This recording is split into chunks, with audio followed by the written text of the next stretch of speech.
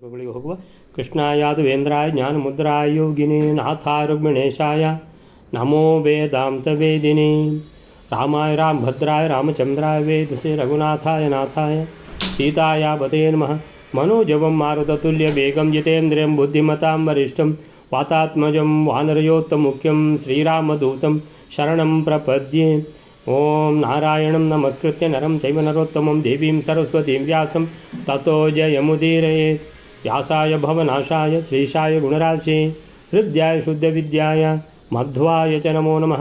ತಪಸ್ವಾಧ್ಯಾಯ ಶುಶ್ರೂಷಾ ಕೃಷ್ಣಪೂಜಾರತಂ ಮುನಿಂ ವಿಶ್ವೇಶಮಿಷ್ಟದಂ ವಂದೇ ಪರಿವ್ರಾಟ್ ಚಕ್ರವರ್ತಿನಂ.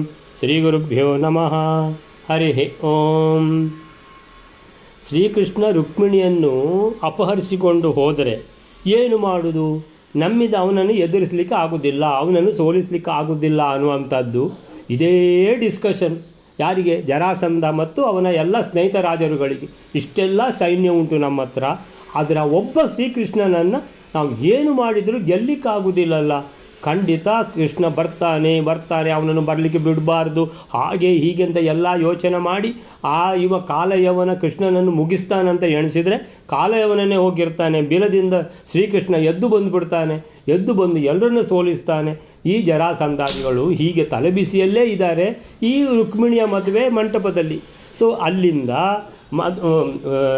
ರುಕ್ಮಿಣಿಯ ಮದುವೆ ಆಯಿತು. ಮದುವೆ ಅಂತೇಳಿದರೆ ಮದುವೆ ಆಮೇಲಿಂದ ಮದುವೆಗೆ ಮುಂಚಿದ ದಿನ ಏನದು? ಗೌರಿ ಪೂಜೆ.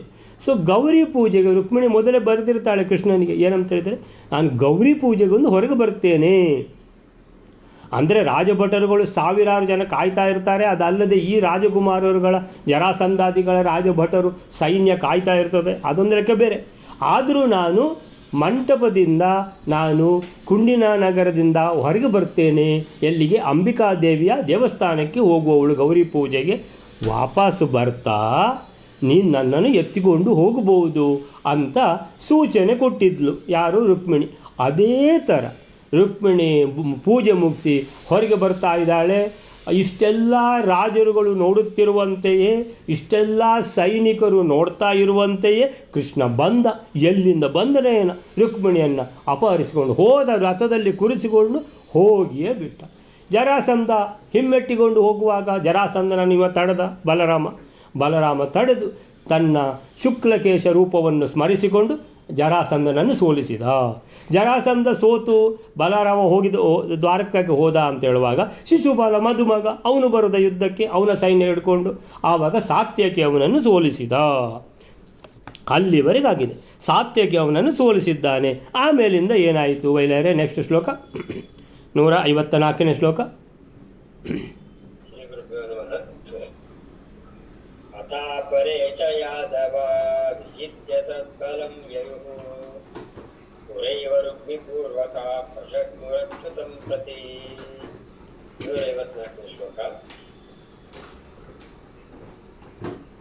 ಸಾತ್ಯಕಿಯು ಶಿಶುಪಾಲನ ಗೆದ್ದು ಸಂತುಷ್ಟವಾಗಿ ಹೋದ ಮೇಲೆ ಬೇರೆಯಾದವರು ಕೂಡ ಶಿಶುಪಾಲನ ಸೈನ್ಯದೊಡನೆ ಯುದ್ಧ ಮಾಡಿ ಅವರನ್ನು ಗೆದ್ದರು. ರುಕ್ಮಿಯೇ ಮೊದಲಾದವರು ಮೊದಲೇ ಶ್ರೀಕೃಷ್ಣನನ್ನು ಕುರಿತು ಯುದ್ಧಕ್ಕಾಗಿ ಹೋಗುತ್ತಾರೆ. ಅಥಾಪರೇ ಚ ಯಾದವ ವಿಜಿತ್ಯ ತದ್ಬಲಂ ಯಯುಃ ಪುರೈವ ರುಗ್ಮಿಪೂರ್ವಕಾಃ ಪ್ರಜಗ್ಮುಃ ಅಚ್ಯುತಂ ಪ್ರತಿ. ಅಥ ಅಪರೇ ಅಂತೇಳಿದರೆ ಸಾತ್ಯಕಿಯು ಶಿಶುಪಾಲನನ್ನು ಸೋಲಿಸಿದ್ದಾಗಿದೆ. ಇನ್ನು ಶಿಶುಪಾಲಂದು ಏನಾದರೂ ಸೈನ್ಯ ಉಳ್ಕೊಂಡಿದ್ದರೆ ಅವರನ್ನು ಸಾತ್ಯಕಿಯ ಒಟ್ಟಿಗೆ ಬಾಕಿ ಯಾದವರಿದ್ದಾರಲ್ಲ, ಸಾತ್ಯಕಿಯ ಸೈನಿಕರು. ಸೊ ಅಥ ಅಪರೇ ಚ ಯಾದವಾಹ ಅಂದರೆ ಸಾತ್ಯಕಿಯ ಜೊತೆಗಿರುವಂತಹ ಯಾದವ ಸೈನಿಕರು ಅವನ ತತ್ ಬಲಂ ಅಂದರೆ ಆ ಶಿಶುಪಾಲನ ಸೈನ್ಯ ಏನಿದೆ ಅದನ್ನು ವಿಜಿತ್ಯ ಅಂದರೆ ಗೆದ್ದು ಯಯೋ ಹೊರಟು ಹೋದರು.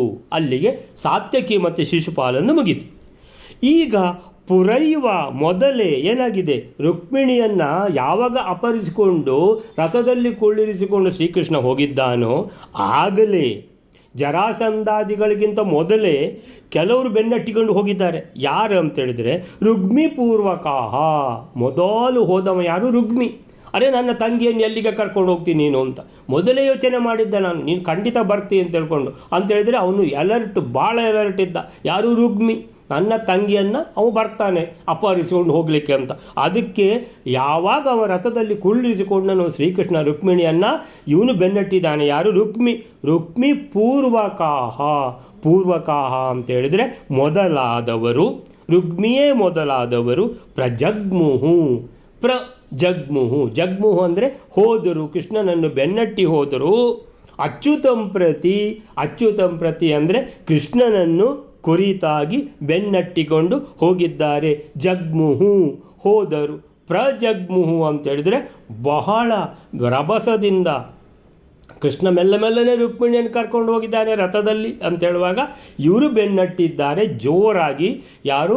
ರುಗ್ಮಿ ಪೂರ್ವಕಾಹ, ರುಗ್ಮಿಯೇ ಮೊದಲಾದ ರಾಜರುಗಳು.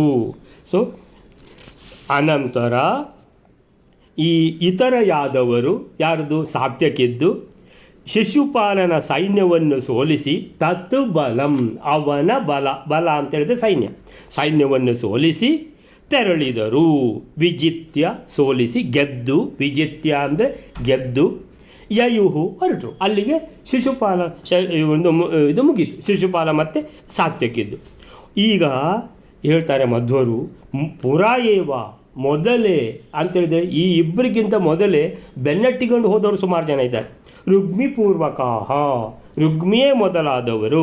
ಪ್ರಜಗ್ಮುಹು ಹೋಗಿದ್ದಾರೆ. ಪ್ರಜಗ್ಮುಹು ಅಂತೇಳಿದರೆ ಸಾಮಾನ್ಯದವರಲ್ಲ ಇವರು ರಾಜರುಗಳು.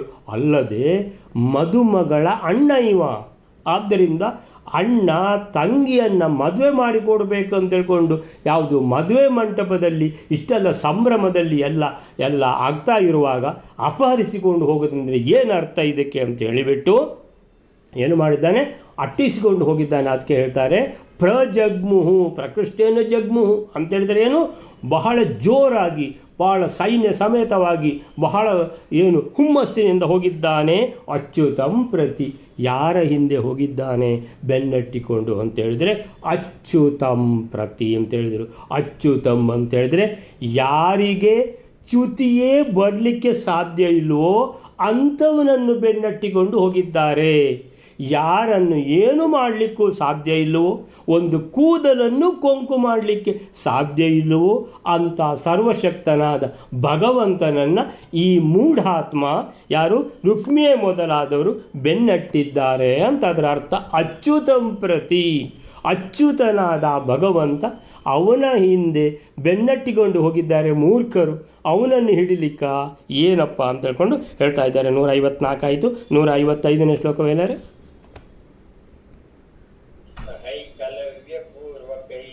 ಸಮೇತ್ಯ ಭೀಷ್ಮಕಾತ್ಮಜಃ ಹರಿಂವರ್ಷಸಾಕೈಃ ಸ ಸಿಂಹವನ್ಯವರ್ತತ. 155ನೇ ಶ್ಲೋಕ.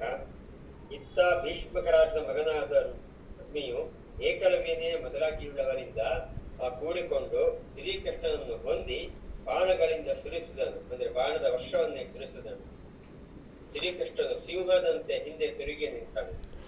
ಸಹ ಏಕಲವ್ಯ ಪೂರ್ವಕೈಃ ಸಮೇತ್ಯ ಭೀಷ್ಮಕಾತ್ಮಜಃ ಹರಿಂ ವವರ್ಷ ಸಾಯಕೈಃ ಸಸಿಂಹವತ್ ನ್ಯವರ್ತತ. ಸಸಿಂಹವತ್ ಸಿಂಹವತ್ ನ್ಯವರ್ತತ. ಸಹ ಏಕಲವ್ಯ ಪೂರ್ವಕೈಃ ಅಂತೇಳಿದರೆ ದುರ್ಯೋಧನನಿಗೆ ಅರ್ಜುನ ಇದ್ದಾನೆ, ಅರ್ಜುನನಪ್ಪ ಹೇಗೆ ಎದುರಿಸುವುದು ಅಂತ ಹೇಳಿದರೆ ಕರ್ಣ ಇದ್ದಾನೆ, ಏನು ಹೆದರಿಕೆ ಇಲ್ಲ ಅಂತ. ಹಾಗೆ ದುರ್ಯೋಧನನಿಗೆ ಹೇಗೆ ಕರ್ಣನ ಮೇಲೆ ಭರವಸೆಯೋ ಹಾಗೆ ಈ ರುಕ್ಮಿಗೆ ಭೀಷ್ಮಕಾತ್ಮಜ, ಭೀಷ್ಮಕನ ಮಗನಾದ ರುಕ್ಮಿಗೆ ಯಾರ್ದು ಬಲ ಅಂತೇಳಿದರೆ ಏಕಲವ್ಯಂದು. ಏಕಲವ್ಯ ಏನು ಮಾಡಿದ್ದಾನೆ? ದ್ರೋಣಾಚಾರ್ಯರು, ಅರೆ ನೀನು ಬೇಡರ ಜಾತಿಯಲ್ಲಿ ಹುಟ್ಟಿದವ, ನಿನಗೆ ಕಲಿಸಲಿಕ್ಕೆ ಸಾಧ್ಯ ಇಲ್ಲ, ಕ್ಷತ್ರಿಯರಿಗೆ ಮಾತ್ರ ಅಂತ ಹೇಳಿದಾಗ ಸರಿ ಅಂತ ತಿಳ್ಕೊಂಡು ಹೋಗಿದ್ದಾನೆ. ಕರ್ಣ ಹೋದ ಯಾರ ಹತ್ರ? ಗುರುಗಳೇ, ನೀವು ನನಗೆ ಆಗೋದಿಲ್ಲ ಹೇಳಿದ್ರಲ್ಲ, ನಿಮ್ಮ ಗುರುಗಳ ಬಳಿಗೆ ಹೋಗ್ತೇನೆ ಅಂತ ಅಲ್ಲಿ ಹೋದ. ಅಲ್ಲಿ ಸುಳ್ಳು ಹೇಳಿದ, ಅಲ್ಲಿ ಸೇರಿದ. ಅವರಿಗೂ ಗೊತ್ತುಂಟು, ಅವರು ಸಹ ಆಟ ಆಡಿಸಿದರು. ಯಾರು? ವೇದವ್ಯಾಸರು. ಯಾರು? ಇವನಿಗೆ, ಯಾರಿಗೆ? ಪರಶುರಾಮ ದೇವರು ಯಾರಿಗೆ? ಕರ್ಣನಿಗೆ. ಸೊ ಆಯ್ತಲ್ಲ, ಎಲ್ಲ ಕಲಿಸಿಬಿಟ್ಟು, ಆದರೆ ನೀನು ಸ್ಪರ್ಧೆ ಮಾಡಿದರೆ ನಿನಗೆ ಈ ವಿದ್ಯೆ ಆ ದಿವಸ ನಿನಗೆ ಕೈ ಕೊಡ್ತದೆ. ಯಾರೊಟ್ಟಿಗೆ ಸ್ಪರ್ಧೆ ಮಾಡ್ತೀಯಾ ಅಂದರೆ ನೀನು ಅರ್ಜುನನೊಟ್ಟಿಗೆ ಸ್ಪರ್ಧೆ ಮಾಡ್ತೀಯಲ್ಲ, ಅರ್ಜುನನೊಟ್ಟಿಗೆ ಸ್ಪರ್ಧೆ ಮಾಡಿದರೆ ಅರ್ಜುನ ಯಾವ ಪಾರ್ಟಿಯಲ್ಲಿ ಯುದ್ಧ ಮಾಡ್ತಾನೆ? ಧರ್ಮದ ಪಾರ್ಟಿಯಲ್ಲಿ. ನೀನು ಯಾವ ಪಾರ್ಟಿಯಲ್ಲಿ ಯುದ್ಧ ಮಾಡ್ತೀ? ಅಧರ್ಮದ ಪಾರ್ಟಿಯಲ್ಲಿ. ಅಧರ್ಮಕ್ಕೆ ಯಾವತ್ತೂ ವಿಜಯ ಆಗುವುದಿಲ್ಲ. ಆದ್ದರಿಂದ ಅರ್ಜುನನೊಟ್ಟಿಗೆ ನೀನು ಸೆಣಸಾಡ್ತೀಯಾ, ಸ್ಪರ್ಧೆ ಮಾಡ್ತೀಯಾ, ಆಗ ನೀನು ವಿನ್ನಾಗಿ ಬಿಟ್ಟರೆ ಪರಶುರಾಮ ದೇವರು ನನ್ನ ಗುರುಗಳು ಅಂತೇಳಿಬಿಟ್ಟು ಅಲ್ಲಿಗೆ ಅಧರ್ಮದ ವಿಜಯ ಆಗ್ತದೆ. ಅದು ಸಾಧ್ಯ ಇಲ್ಲ. ಧರ್ಮದ ವಿಜಯ ಆಗಬೇಕಂತ ಒಂದು ಕಂಡೀಷನ್ ಅಪ್ಲೈ ಅಂತ ಮಾಡಿಬಿಟ್ರು. ಯಾರಿಗೆ? ಕರ್ಣನಿಗೆ. ಆಮೇಲೆ ಇನ್ನೊಬ್ಬ ಯಾರು ಅಂತೇಳಿದರೆ ದ್ರೋಣಾಚಾರ್ಯರು ಆಗುವುದಿಲ್ಲ ಅಂತೇಳಿದ್ದೆ ಅಂದರೆ ಏಕಲವ್ಯ. ಅವನೇನು ಮಾಡಿದ? ದ್ರೋಣಾಚಾರ್ಯರ ಪ್ರತಿಮೆಯನ್ನು ಮಾಡಿಬಿಟ್ಟು ಅದಕ್ಕೆ ಪೂಜಿಸಿ ಆಮೇಲಿಂದ ಎಲ್ಲ ದ್ರೋಣಾಚಾರ್ಯರ ವಿದ್ಯೆಯನ್ನು ಆ ಕಾಡಿನ ಮಧ್ಯದಲ್ಲಿ ಕೂತ್ಕೊಂಡೇ ಕಲಿತು ಬಿಟ್ಟ. ಎಂಥ ಭಕ್ತಿ ಅವನಿಗೆ ಅಂತ ಆಲೋಚನೆ ಮಾಡಿ. ಭಕ್ತಿಗೆ ಯಾವಾಗಲೂ ದೇವರು ಒಲಿತಾರೆ ಅಂತ ಹೇಳುವುದಕ್ಕೆ ಆ ಏಕಲವ್ಯನ ಒಂದು ಶಸ್ತ್ರಾಭ್ಯಾಸವೇ ಕಾರಣ. ಕಲಿತೇ ಬಿಟ್ಟ, ಎಲ್ಲ ದಿವ್ಯಾಸ್ತ್ರಗಳನ್ನು ಕಲಿತು ಬಿಟ್ಟಿದ್ದಾನೆ ಅಂತೇಳಿದರೆ ಎಲ್ಲಿವರೆಗೆ ಆಯಿತು ಅಂತೇಳಿದರೆ ಅರ್ಜುನ ದಿಗ್ಭ್ರಾಂತನಾಗಿ ಬಿಟ್ಟ. ಅರೆ, ಇವನು ನನಗಿಂತಲೂ ಒಂದು ಚೂರು ಜಾಸ್ತಿಯೇ ಹುಷಾರಿದ್ದಾನೆ ಅಂತೇಳಿಬಿಟ್ಟು ಕೇಳ್ತಾನೆ ಗುರುಗಳಿಗೆ, ಗುರುಗಳೇ ನೀವೇನಂತ ಹೇಳಿದ್ದೀರಿ? ಅರ್ಜುನನನ್ನು ನಾನು ಶ್ರೇಷ್ಠ ಧನುರ್ಧಾರಿಯನ್ನಾಗಿ ಮಾಡ್ತೇನೆ ಅಂತ. ಆದರೆ ನಿಮ್ಮದು ಏನು ಪ್ರತಿಜ್ಞೆ ಇದೆಯೋ ಸುಳ್ಳಾಯ್ತಲ್ಲ ಗುರುಗಳೇ ಇವತ್ತು. ಯಾಕೆ ಅಂತೇಳಿದರೆ ಈ ಏಕಲವ್ಯ ನನಗಿಂತಲೂ ಹುಷಾರಿದ್ದಾನೆ ಅಂತೇಳಿದರೆ ಏನು ಮಾಡೋದು ಅಂತ ಹೇಳುವಾಗ ದ್ರೋಣಾಚಾರ್ಯ ಹೇಳ್ತಾರೆ, ಇಲ್ಲ ಇಲ್ಲ ಇಲ್ಲ, ನನ್ನ ಪ್ರತಿಜ್ಞೆ ಯಾವತ್ತೂ ಸುಳ್ಳಾಗೋದಿಲ್ಲ. ಏಕಲವ್ಯ ನಂತರ ಕೇಳ್ತಾರೆ, ಯಾರು ನಿನ್ನ ಗುರುಗಳು? ನಾನೇ ತಾನೇ. ಗುರುಗಳಿಗೆ ದಕ್ಷಿಣೆ ಕೊಟ್ಟಿದ್ದೀಯಾ? ಇಲ್ಲ ಗುರುಗಳೇ, ಏನು ಬೇಕಾದರೂ ಕೊಡ್ತೇನೆ ನಿಮಗೆ ದಕ್ಷಿಣೆ. ಸರಿ, ನಿನ್ನ ಏನಂತ ಹೇಳಿದ್ರೆ ಬಲ ಕೈಯಿದ್ದು ಹೆಬ್ಬೆಟ್ಟೆ ಕೊಟ್ಟು ಬಿಡು ಅಂತ ಹೇಳುವಾಗ ಕೊಟ್ಟು ಬಿಟ್ಟ ಏಕಲವ್ಯ. ಅರೆ, ಹೆಬ್ಬೆಟ್ಟು ಇಲ್ಲದಿದ್ದರೆ ಇನ್ನು ಹೇಗೆ ಶಸ್ತ್ರಾಭ್ಯಾಸ, ಇನ್ನು ಶಸ್ತ್ರ ಚಲಾಯಿಸೋದು ಹೇಗೆ ಅನ್ನುವಂಥದ್ದು. ಆದರೂ ಅದರ ಬಗ್ಗೆ ಯೋಚನೆ ಮಾಡಲಿಲ್ಲ. ಗುರುಗಳು ದಕ್ಷಿಣೆ ಕೇಳ್ತಾ ಇದ್ದಾರೆ, ನಾನು ಕೊಟ್ಟು ಬಿಡ್ತೇನೆ ಅಂತ ಕೊಟ್ಟು ಬಿಟ್ಟಿದ್ದಾನೆ ಏಕಲವ್ಯ. ಆ ಹೆಬ್ಬೆಟ್ಟನ್ನು ಕೊಟ್ಟರೂ ಅವನೇನು ಸಾಮಾನ್ಯದ ಧನುರ್ಧಾರಿ ಅಲ್ಲ ಅಂತ ಹೇಳಿದರೆ, ಅರ್ಜುನನ ಸರಿಸಾಟಿ ಅಲ್ಲದಿದ್ದರೂ ಬಹಳ ಶ್ರೇಷ್ಠ ಮಟ್ಟಿನ ಧನುರ್ಧಾರಿ ಏಕಲವ್ಯ. ಆ ಏಕಲವ್ಯನ ಬಲದ ಒಂದು ಮೇರೆಗೆ ಈ ಭೀಷ್ಮಕ ಪುತ್ರನಾದ ಇವನು ಭೀಷ್ಮಕ ಪುತ್ರ ಇವನು ರುಕ್ಮಿ, ಇವನು ಬೆನ್ನಟ್ಟಿದ್ದಾನೆ ಕೃಷ್ಣನನ್ನು. ಅಚ್ಯುತಂ ಪ್ರತಿ ಪ್ರಜಗ್ಮುಹು, ಬೆನ್ನಟ್ಟಿ ಹೋಗಿದ್ದಾನೆ. ಯಾಕೆ? ನಾನು ಮಾತ್ರ ಅಲ್ಲ, ನನ್ನೊಟ್ಟಿಗೆ ಏಕಲವ್ಯ ಇದ್ದಾನೆ, ಕೃಷ್ಣನನ್ನು ಬಿಡಬಾರ್ದು ಅಂತ ತಿಳ್ಕೊಂಡು ಬೆನ್ನಟ್ಟಿಕೊಂಡು ಹೋಗಿದ್ದಾರೆ. ಸೊ ಆವಾಗ ಸಹ ಏಕಲವ್ಯ ಪೂರ್ವಕೈಹಿ, ಯಾರು ಸಹ ಅಂದರೆ ಯಾರು? ಭೀಷ್ಮಕ ಆತ್ಮಜ ಯಾರವ? ರುಕ್ಮಿ. ಅವನು ಮತ್ತು ಏಕಲವ್ಯ ಪೂರ್ವಕೈಹಿ, ಏಕಲವ್ಯ ಭೀಷ್ಮಕ ಪುತ್ರ ರುಕ್ಮಿ ಮತ್ತು ಏಕಲವ್ಯರೇ ಮೊದಲಾದ ಇವರನ್ನು ಒಟ್ಟಿಗೆ ಕರ್ಕೊಂಡು ಸಮೇತ್ಯ ಜೊತೆಗೆ ಸೇರಿಸ್ಕೊಂಡು ಹೋಗಿದ್ದಾನೆ. ಹೋಗಿ ಏನು ಮಾಡಿದ್ದಾನೆ? ಅಷ್ಟು ದೂರದಲ್ಲಿ ಕೃಷ್ಣ ಇದ್ದಾನೆ ಅಂತ ಹೇಳುವಾಗ ಹರಿಂ ವವರ್ಷ ಸಾಯಕೈಹಿ, ಬಿಲ್ಲನ್ನು ತಗೊಂಡು ಬಾಣಗಳನ್ನು ಸುರಿಸಿದ್ದಾರೆ. ಒಂದು ಕಡೆಯಲ್ಲಿ ರುಕ್ಮಿ, ಇನ್ನೊಂದು ಕಡೆಯಿಂದ ಏಕಲವ್ಯ. ಸೊ ಇಬ್ಬರ ರಥವು ಓಡ್ತಾ ಇದೆ, ಕೃಷ್ಣನ ರಥವು ಓಡ್ತಾ ಇದೆ. ರಥಗಳು ಓಡ್ತಾ ಇರುವಾಗಲೇ ಬಿಲ್ಲುಬಾಣವನ್ನು ಎತ್ತಿಕೊಂಡು ಹೊಡೆದಿದ್ದಾರೆ ಕೃಷ್ಣನಿಗೆ ಅಂತ ಹೇಳಿದರೆ ಅಚ್ಯುತಂ ಪ್ರತಿ ಎಣಿಸ್ಕೊಂಡಿದ್ದಾರೆ. ಈಗ ಕೃಷ್ಣನನ್ನು ನಾವು ಉರುಳಿಸಿ ಬಿಡ್ತೇವೆ ಅಂತ ಎಣಿಸ್ಕೊಂಡಿದ್ದಾರೆ ಮೂಢಾತ್ಮರು. ಹರಿಂ ಅಂದರೆ ಅಚ್ಯುತಂ ಪ್ರತಿ, ಭಗವಂತನನ್ನು ಕುರಿತು. ವವರ್ಷ, ವರ್ಷ ಅಂತ ಹೇಳಿದರೆ ವರ್ಷ ಅಂದರೆ ಮಳೆ. ಸೊ ವವರ್ಷ ಸಾಯಕೈಹಿ, ಸಾಯಕ ಅಂದರೆ ಬಾಣಗಳಿಂದ ಸಾಯಕೈಹಿ, ಬಾಣಗಳಿಂದ. ವರ್ಷ ಅಂತೇಳಿದರೆ ಮಳೆಯನ್ನೇ ಸುರಿಸಿದ್ದಾರೆ ಅಂತೇಳಿದರೆ ಅಷ್ಟು ಬಾಣಗಳನ್ನು ಬಿಟ್ಟಿದ್ದಾರೆ ಕೃಷ್ಣನ ಮೇಲೆ. ಆಗ ಕೃಷ್ಣ ಆ ಬಾಣಗಳನ್ನೆಲ್ಲ ಅವನಿಗೆ ಒಂದೋ ತಲುಪಿದ್ರು ಅವನು ಹೀಗೆ ಮಾಡಿದ ಕೂಡ ಅದು ಹೊರಟು ಎಲ್ಲೋ ಹೋಗಿಬಿಡ್ತದೆ. ಸೊ ಆಮೇಲಿಂದ ನೋಡಿದ ಬಾಣಗಳು ಬರ್ತಾನೆ ಉಂಟು, ತಿರುಗಿದ ಕೃಷ್ಣ. ಅರೆ, ಏನು ಇದು ಬಹಳ ಜಾಸ್ತಿ ಆಯಿತು ಇವ್ರದ್ದು ಅಂತೇಳಿ ಕೃಷ್ಣ ರಥವನ್ನೇ ತಿರುಗಿಸಿದ. ನೋಡಿ ಎದುರಿಗೆ ಇದ್ದೇನೆ ನಾನು, ನೋಡುವ ಬಿಡಿ ಅಂತೇಳಿ ಸಿಂಹವತ್ ಕಾಡಿನಲ್ಲಿ ರಾಜ, ಸಿಂಹ, ಈ ನರಿಗಳೆಲ್ಲ ಓಡಿಸ್ಕೊಂಡು ಬಂದರೆ ಸಿಂಹ ಒಂದು ಸರಿ ತಿರುಗಿ ನಿಂತರೆ ನರಿಗಳೆಲ್ಲ ಓಡಿಬಿಡ್ತವೆ. ಸೊ ಆ ರೀತಿ ಸಿಂಹವತ್ ನ್ಯವರ್ತತ, ತಿರುಗಿ ನಿಂತ ಕೃಷ್ಣ, ತಿರುಗಿ ನಿಂತ. ಏನು ಆಕ್ರಮಣ ಮಾಡ್ತೀರಿ? ಹಿಂದಿನಿಂದ ಆಕ್ರಮಣ ಮಾಡ್ತೀರಲ್ಲ, ಈಗ ಎದುರುಗಡೆನೆ ಆಕ್ರಮಣ ಮಾಡಿ ಅಂತ ತಿರುಗಿ ನಿಂತ. 155ನೇ ಶ್ಲೋಕ. ಸ ಏಕಲವ್ಯ ಪೂರ್ವಕೈಹಿ, ಏಕಲವ್ಯರೇ ಮೊದಲಾದವರನ್ನು ಕೂಡಿಕೊಂಡು, ಸಮೇತ್ಯ ಅವರನ್ನೆಲ್ಲ ಕೂಡಿಕೊಂಡು, ಸಂಯೇತ್ಯ ಭೀಷ್ಮಕಾತ್ಮಜ ರುಕ್ಮಿಯು ಏನು ಮಾಡಿದ್ದಾನೆ? ಹರಿಂ ಅಂದರೆ ಶ್ರೀಕೃಷ್ಣನನ್ನು ಕುರಿತು ಅಚ್ಯುತಂ ಪ್ರತಿ ವವರ್ಷ ಸಾಯಕೈಹಿ, ಶ್ರೀಕೃಷ್ಣನ ಮೇಲೆ ಬಾಣಗಳನ್ನೇ ಸುರಿಸಿಬಿಟ್ಟ. ಕೃಷ್ಣ ಸಿಂಹದಂತೆ ಹಿಂದಕ್ಕೆ ತಿರುಗಿ ನಿಂತ. ನೋಡಿ, ಹಾಗಾದರೆ ಈಗ ನಾನು ತಿರುಗಿ ನಿಂತಿದ್ದೇನೆ, ನಿಮಗೆ ಭಾಳ ಕಷ್ಟ ಆಗ್ತಿತ್ತಲ್ಲ ಬಾಣಗಳನ್ನು ಹೊಡಿಲಿಕ್ಕೆ. ಈಗ ನೋಡಿ, ಈಗ ನಾನು ತಿರುಗಿ ನಿಂತಿದ್ದೇನೆ, ಹೊಡಿರಿ ಬಾಣ ಅಂತ ಹೇಳಿದ್ದಾನೆ ಕೃಷ್ಣ. ನೆಕ್ಸ್ಟ್ ಶ್ಲೋಕ ಬೈಲಾರೆ. ಅಕ್ಷೌಹಿಣಿ ತ್ರಯಂ ಹರಿಹಿ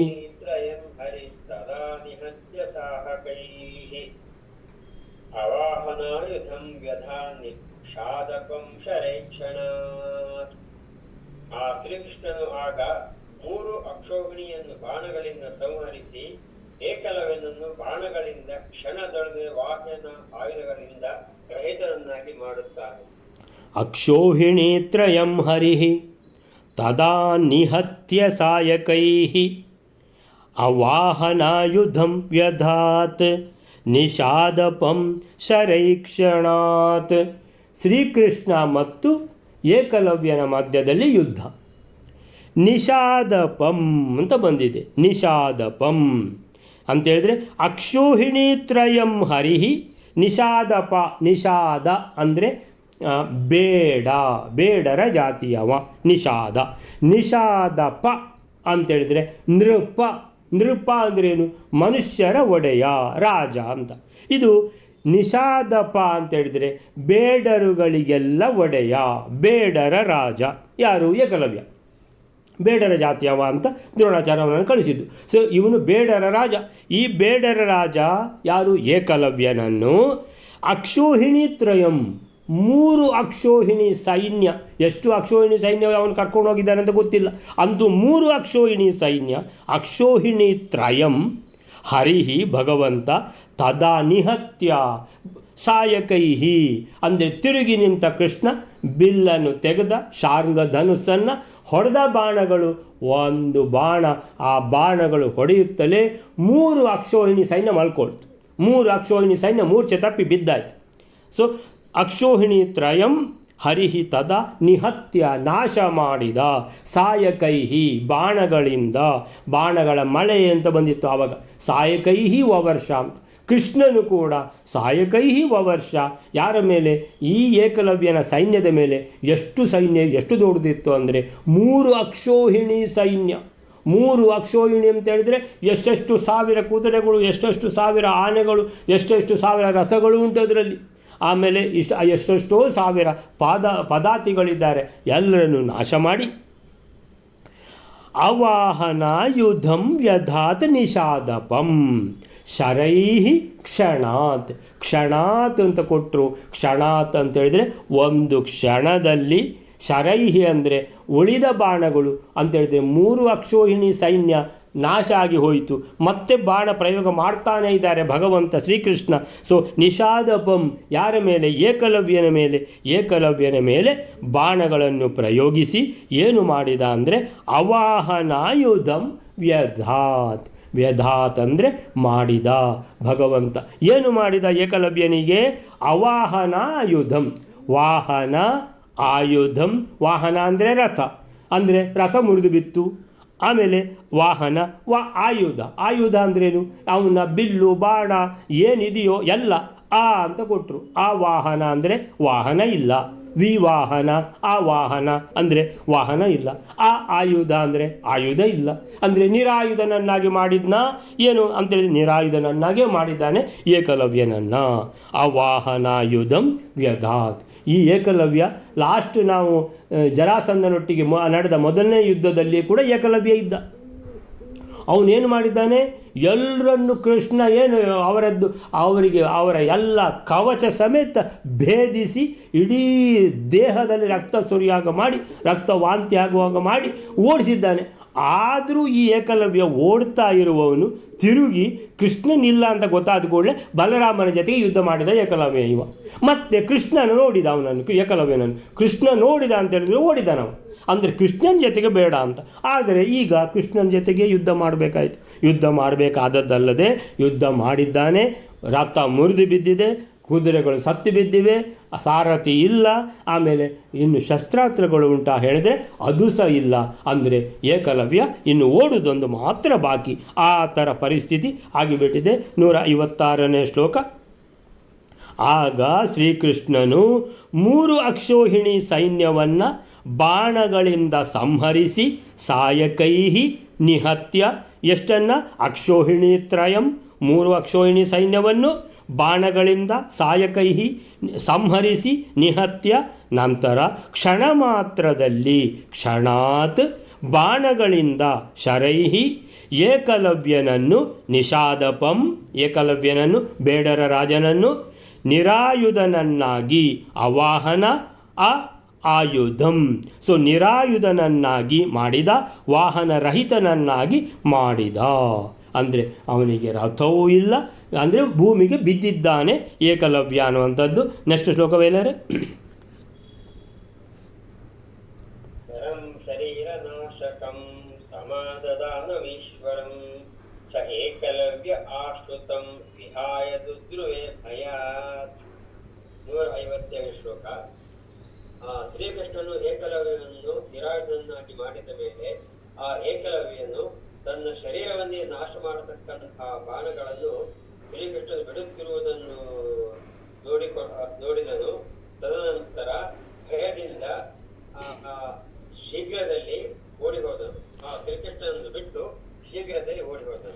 ಶರಂ ಶರೀರ ನಾಶಕಂ ಸಮಾದದಾನಂ ಈಶ್ವರಂ ಸ ಏಕಲವ್ಯ ಆಶು ತಂ ವಿಹಾಯ ದುದ್ರುವೆ ಭಯಾತ್. ಭೂಮಿ ಮೇಲೆ ಬಿದ್ದಿದ್ದಾನೆ. ಯಾರು? ಏಕಲವ್ಯ. ನೋಡಿದ ಈಗ ಕೃಷ್ಣ ಏನು ಮಾಡ್ತಾ ಇದ್ದಾನೆ ಅಂತ ನೋಡಿದರೆ ಶರಂ ಬಾಣ ತಗೊಂಡಿದ್ದಾನೆ, ಶರೀರ ನಾಶಕಂ. ಓ, ಈ ಬಾಣ ನನ್ನನ್ನೇ ಸುಟ್ಟು ಬಿಡ್ತದೆ ಈಗ.